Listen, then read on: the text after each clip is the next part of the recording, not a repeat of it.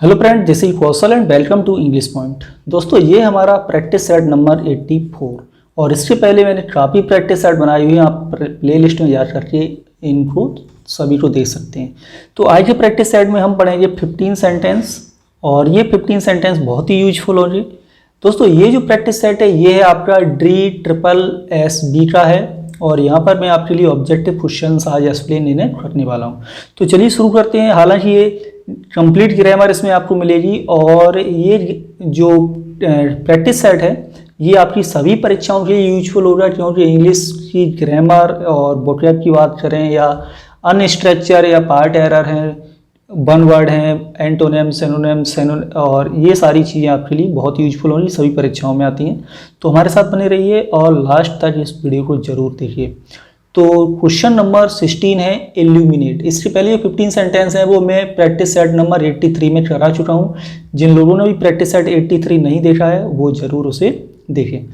तो 16 नंबर का है इम्यूलेट। इम्यूलेट मीन्स क्या होता है ये बताना है और यहाँ पर हमें बताना है similar, enable, element, try to do as well या लाइकली टू बी लेट। तो देखिए जो इमुलेट मीन्स होता है, इसका मतलब होता है टू ट्राई टू मैच, यानी किसी चीज को मिलाना या सरपास ए पर्सन या किसी व्यक्ति को दबाना। इसका मतलब ये हुआ टू डू एज वेल, यानी कि इमुलेट मीन्स होता है आपका try to do as well, ये इसका मतलब होगा और ये इसका मीनिंग है यहाँ पर।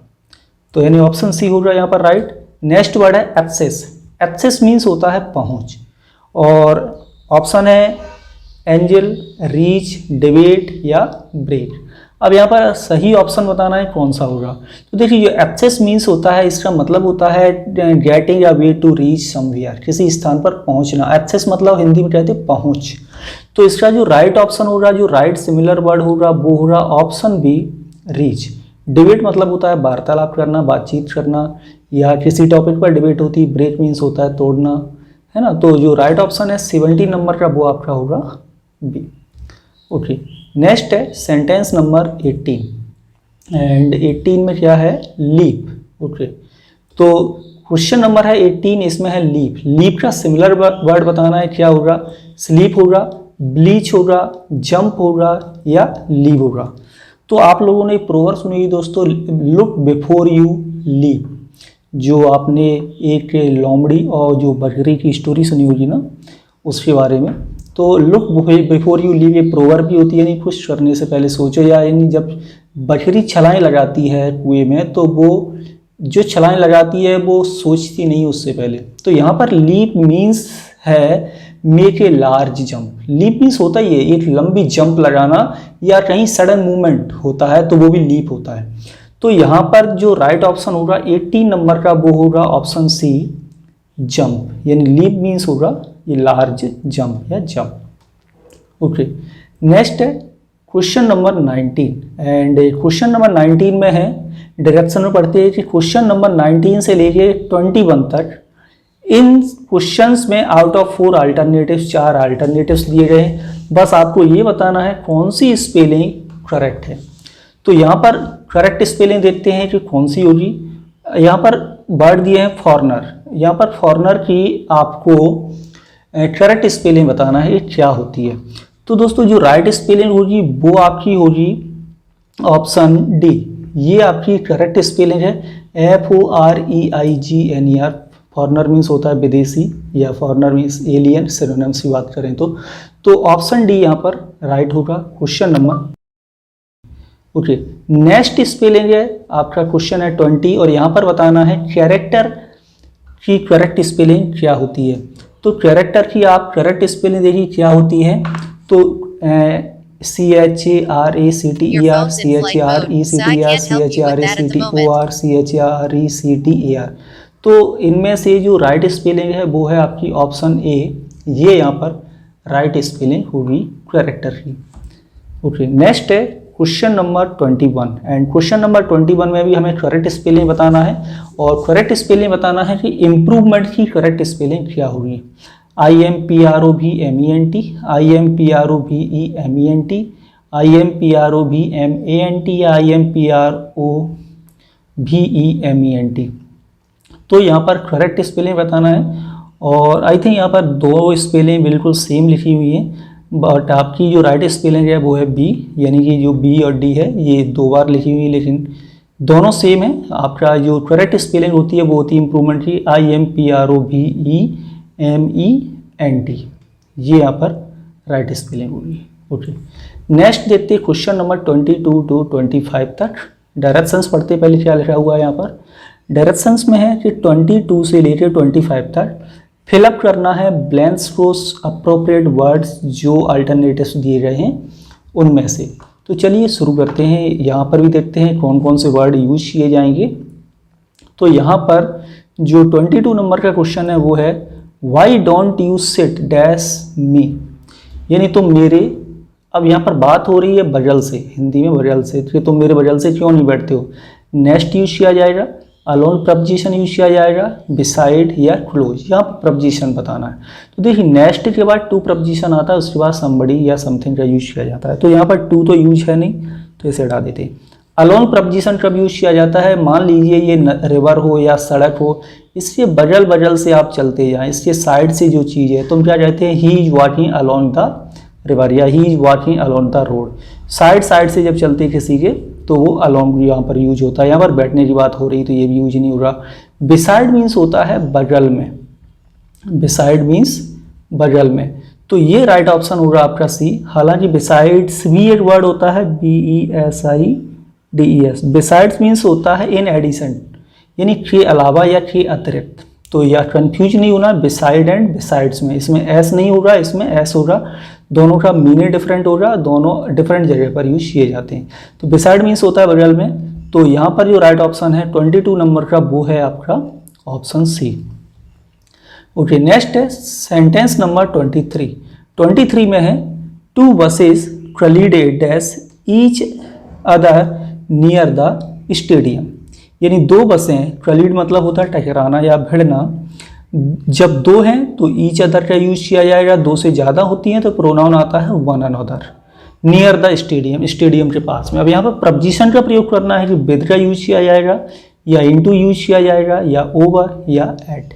तो देखिए दोस्तों, जो कोलिड होता है ना, कोलिड वर्ब के बाद विद प्रपोजिशन का प्रयोग किया जाता है। फिक्स प्रपोजिशन में इस तरह के आपको मिलेगा। तो कोलिड ऑलवेज स्टेट्स से विद प्रपोजिशन, ठीक है। तो यहाँ पर विद यानी ऑप्शन ए आपका राइट होगा। चलिए नेक्स्ट है question number 24। He must dash his bad habits if he wants to join us, यानी यदि वह हमें ज्वाइन करना चाहता है तो उसे बुरी आदतों को क्या करना चाहिए, गिव अवे कर देना चाहिए, गिव इन, गिव या गिव अप। तो यहाँ पर देखिए कि जो यूज किया जाएगा वो किया जाएगा आपका ऑप्शन डी। गिव अप मतलब होता है त्यागना या छोड़ देना, यानी उसे अपनी बुरी आदतों को छोड़ देना चाहिए यदि वो हमें ज्वाइन करना चाहता है। तो यहाँ पर गिव अप फ्रेजल वर्ब का यूज किया जाएगा। ऑप्शन डी क्वेश्चन नंबर 24 में राइट होगा। ओके, चलिए नेक्स्ट देखते हैं। नेक्स्ट है question number 25। You must adapt your self dash your new surroundings. तो यहाँ पर आप देखिए कि कौन सा प्रपोजिशन हमें यूज करना है, इन, बाय, विद या टू।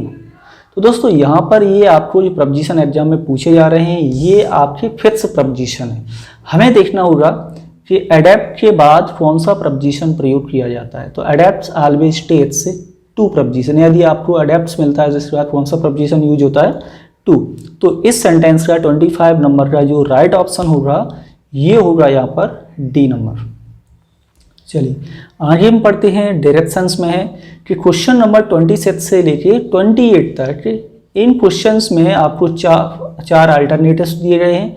ये बताना है कौन सा सब्स्टिट्यूट उस वर्ड का या सेंटेंस का करेक्ट होगा, यानी कि अब आपको यहाँ पर बताना है वन वर्ड सब्स्टिट्यूशंस।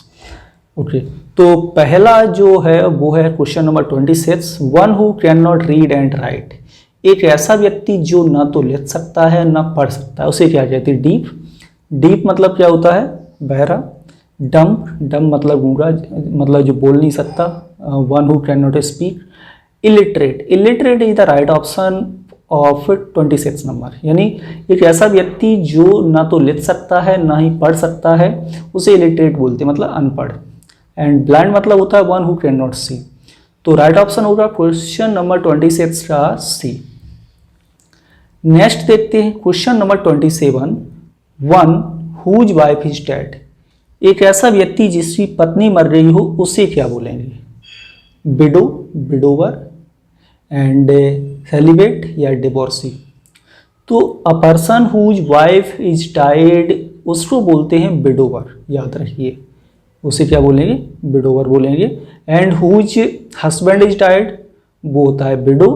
एंड जब लीगली दो पति पत्नी अलग अलग हो जाते हैं तो वो डिवोर्स हो जाता है, तो वो डिवोर्सी भी हो जाएगा। ठीक, तो राइट ऑप्शन होगा क्वेश्चन नंबर 27 का वो होगा यहाँ पर बी, विडोवर। नेक्स्ट है question number 28, one who believes in faith. यहाँ पर बताना है कि one who believes in faith का क्या होगा, या sorry one who believes in God, God बताना है।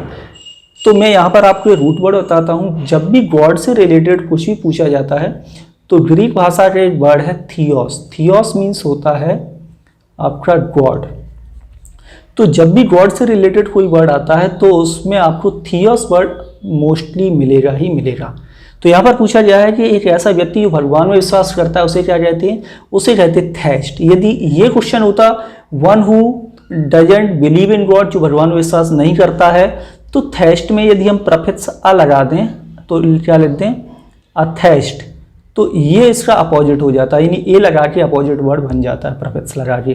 थेस्ट मतलब होता है one who believes in God and atheist मतलब होता है one who does not believe in God. तो इस तरह से क्वेश्चन नंबर 28 का जो राइट ऑप्शन होगा वो होगा आपका ऑप्शन नंबर डी। नेक्स्ट देखते हैं okay question number 29, and question number 29 में है आपका सीज। ये सीज का आपको सॉरी इसका डायरेक्शंस पहले पढ़ते हैं, डायरेक्शंस नहीं पढ़ी अभी। डायरेक्शन में लिखा है क्वेश्चन नंबर 29 से लेके 31 तक। यहाँ पर जो क्वेश्चन है आपको बताना है अपोजिट, जो वर्ड दिया गया है उसका अपोजिट वर्ड बताना है जो दिया है। अब देखते हैं कि सीज का अपोजिट वर्ड क्या होगा। ओके, तो सीज मीन्स क्या होता है? किसी को कैप्चर कर लेना, पकड़ना, जकड़ लेना, सीज कर लेना, ठीक है, या दबा लेना। तो seize means to take possession और कैप्चर। इसका जो अपोजिट होगा कैप्चर का अपोजिट क्या हो जाएगा? रिलीज। सप्रेस मतलब दबाना होता है, सेलिब्रेट है, रिलीज है, प्रॉमिस है। तो सीज का अपोजिट पूछा गया है और यहाँ पर जो राइट ऑप्शन होगा सीज का वो होगा आपका release. And next and last है आपका क्वेश्चन नंबर 30, ब्लीक। ब्लीक का बताना है कि यहाँ पर अपोजिट वर्ड क्या होगा। तो सबसे पहले ब्लीक के बारे में समझना होगा। ब्लीक मीन्स क्या होता है? तो ब्लीक मीन्स होता है something that is not very clear या फॉगी, यानी कोई ऐसी चीज जो स्पष्ट नहीं है, जो ज़्यादा स्पष्ट नहीं है, धुंधली है, उसे कहते हैं ब्लीक। अब यहाँ पर ऑप्शन है ब्राउन, सीक्रेट, काम या ब्राइट। अब यहाँ पर देखिए ब्राउन कलर आपसे रिलेटेड है, सीक्रेट मतलब होता है छिपा हुआ, काम मतलब होता है शांत, ब्राइट मतलब होता है चमकीला। यहाँ पर ब्लीक मीन्स क्या बताया मैंने? ब्लीक मीन्स होता है आपका जो क्लियर ना हो वो, यानी समथिंग इज नॉट क्लियर। तो ब्राइट मीन्स क्या हो जाता है? जो बहुत ही क्लियर है। तो राइट ऑप्शन होगा कि ब्लीक का जो अपोजिट वर्ड है वो होगा आपका ऑप्शन नंबर डी, ब्राइट। तो दोस्तों ये क्लास आपको कैसी लगी कमेंट करके जरूर बताना है। इसी तरह की और भी प्रैक्टिस सेट आपको मिलते रहेंगे। इसके लिए आपको एक छोटा सा काम करना होगा, हमारे चैनल को करना होगा सब्सक्राइब और ज़्यादा से ज़्यादा दोस्तों तक इसे शेयर कीजिए। पसंद आए तो लाइक कर देना। Thank you for watching this video.